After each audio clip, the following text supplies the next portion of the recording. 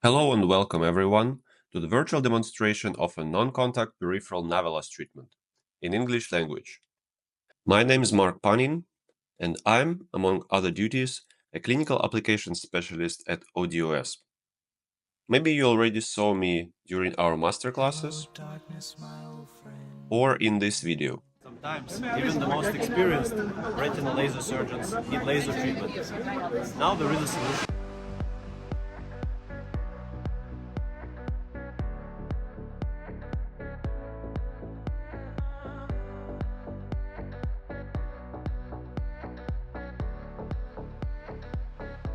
I hope this clarifies my qualification regarding Navilas application. So let's begin. First of all, if you're a current Navilas user, consider registering in Navilas Academy as it has all the necessary training videos you might require. In this video, we will not cover the lens treatments with Navilas because they are quite similar to what is done on a slit lamp. Before the actual demonstration, I'd like to present you this clinical case, which nicely demonstrates the capabilities of Navilas non-contact optics. As you see, OCT imaging was performed before and after the treatment to ensure the treatment transparency. Patients prefer Navilas treatments in general due to less pain and discomfort, but non-contact treatments improve this further. Here you can see the treatment plan around the retinal tuft and the result right after the treatment. You can find the treatment settings at the bottom of the screen. As you see, the pulse duration used for the treatment was in the lower part of the treatment setting spectrum. 30 milliseconds is often considered as milder settings. You can decide yourself after you see the OCT control after 2 weeks. This time I will not explain the treatment planning step. Instead, I will use this time to talk about the practical use. Apart from being a kinder way to treat your patients, this approach is very much appreciated in cases when doctor doesn't want to touch the eye. For example, when laser is needed right after the surgery. Those cases are rare, but they happen every once in a while. Similarly, the non-contact approach can be very useful when treating children or other types of patients with poor compliance.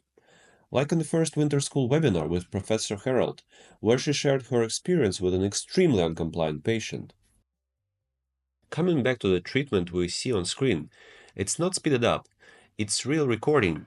The plan is halfway finished already. The patient sits calmly, which makes the treatment very quick. I wouldn't say that every treatment turns out ideal like this one that we see on the video, but in my experience we had many beautiful cases like this on the first day, just following the considerations I'm about to share. By the way, have a look at the second week's results. I think they speak for themselves. So, what do we start with? It is recommended to have everything you might need on your table before you start treating with contactless wide field objective. First of all, make sure you have disinfecting tissues. Disinfection should be done with 99% isopropyl alcohol or Crystal Trio special wipes. You would also want to have some soft cleaning tissues to remove excessive liquid from the objective if you accidentally touch the eyelashes. Artificial tear and BSS can be helpful if patient has dry eye. Dryness of the cornea influences the transparency, thus it's necessary to have cornea moisturized all the time. Anesthetic drops prevent patient from blinking. Q-tips are needed to hold the upper eyelid. Usually it is very recommended to do proactively when you are treating the lower hemisphere. With upper hemisphere, there are only few times when you would need Q-tips to hold the upper eyelid. Start by instilling anesthetic to both eyes of the patient. The lens works in close proximity to eyelashes, which can lead to some tear film occurring on the surface of the objective, which will decrease our visualization quality. We don't want that. Thus, we instill anesthetic to both eyes to prevent patient from blinking. Another important thing is to mind the working distance. If you are working too close to the cornea, as I mentioned again, you can get the objective dirty and the visual properties will be decreased. So try sticking to the ideal working distance, which is demonstrated in the middle of the slide. In this example, you see that retina image is round and it's touching the vertical borders of the screen. And on the right, you can see the example where the operator moved the camera too close to the eye. This is something you want to avoid. Another useful advice would be to proactively turn on the color illumination while you plan your treatment and ask patient to look at it, just so that the patient can adapt to the bright flashes of the laser which will happen during the treatment. This is what you see now is an example of a simulated treatment performed in our office during training of doctors. In this case, the patient is dilated, so we can use color illumination. It is also possible to treat with infrared illumination, as will be shown later. But for real clinical treatments, it is highly recommended to use color illumination because it reduces patients' reaction to the bright light of the laser itself, and because it allows doctor to visualize the treatment effects much better and deliver the treatment in the best quality possible. So here is the example of far peripheral laser treatment simulation on my colleague's eye with infrared illumination. It can still be done as mentioned before. It's just that we do it this way in this case only because she does not have any mydriasis. This case nicely demonstrates the capabilities of non-contact wide field optics Navilas has. You can see the pupil is not too big. It's also not too small, but it's not a pupil which you would call dilated. First of all, what I need to do is to position the focusing lines. We need to project them on the retina to focus the objective. Usually, once you set it in focus by rotating the rubber tip of the objective, you don't need to change the refractive of the objective anymore.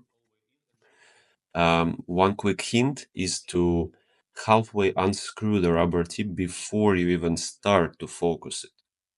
This way, your objective will be by default focused to emmetropic refraction, and it will be easier to proceed from then.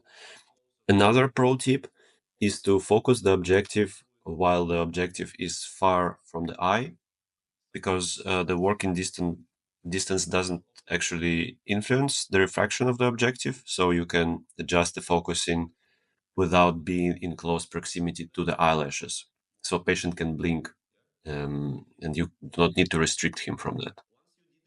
Once you have your lines vertically adjusted, you can slowly start moving the device base towards the patient eye, avoiding the eyelashes and not moving closer than this.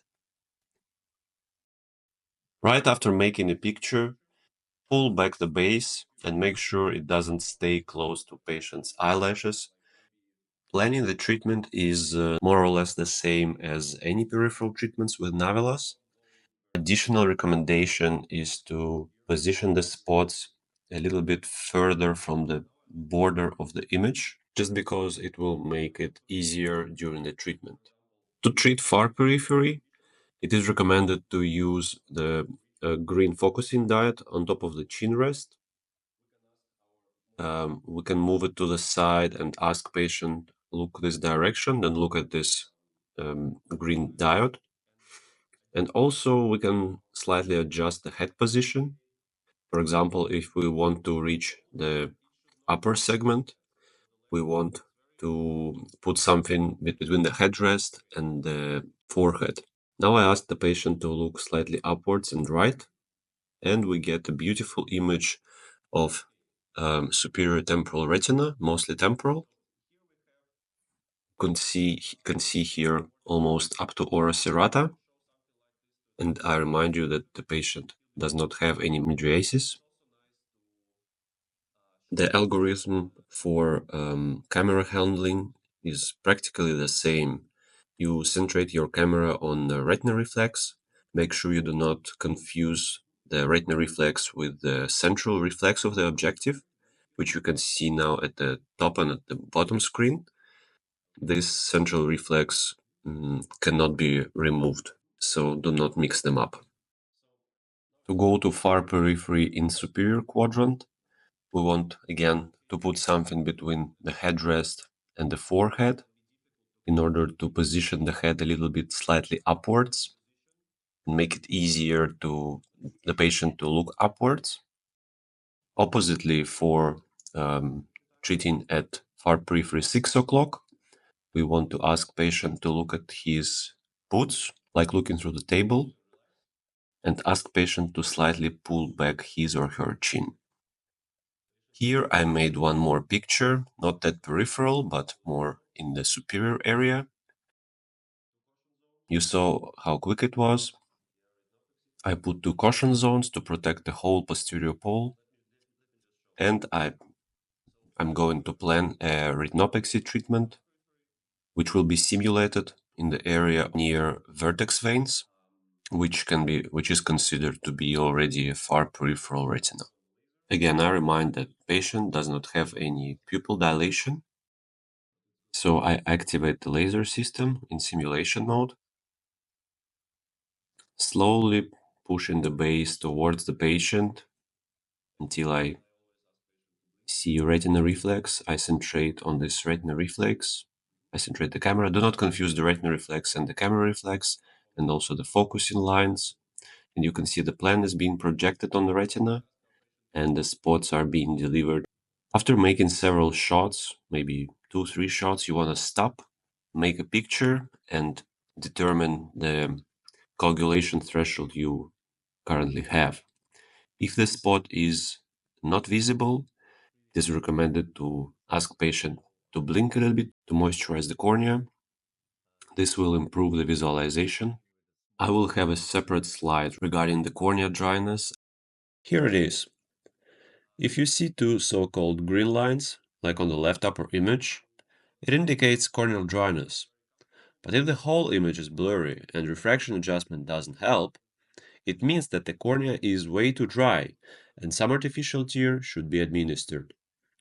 If you can see the same 2 lines with some roundish drop-like distortions, then it means that there is some tear film on the objective lens and it needs to be cleaned.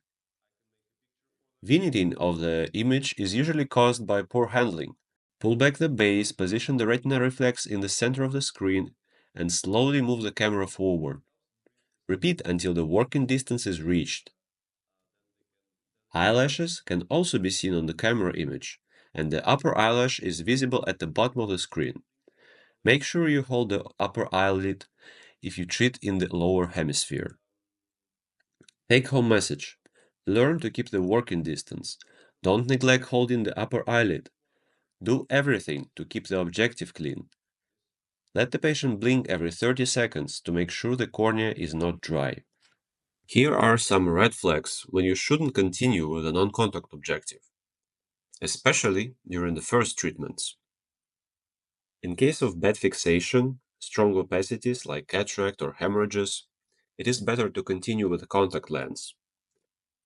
It is not impossible to perform such a treatment on a non-contact objective, it's just less convenient and takes more time.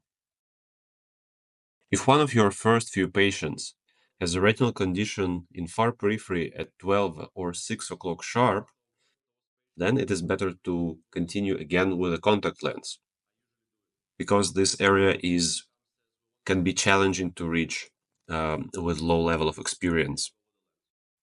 For big treatments, it's better to go with a lens to save time. High and irregular astigmatism as well as severe corneal dryness can also make contactless treatments way too difficult and at some point even impossible to perform. Use contactless instead. Thank you for your attention.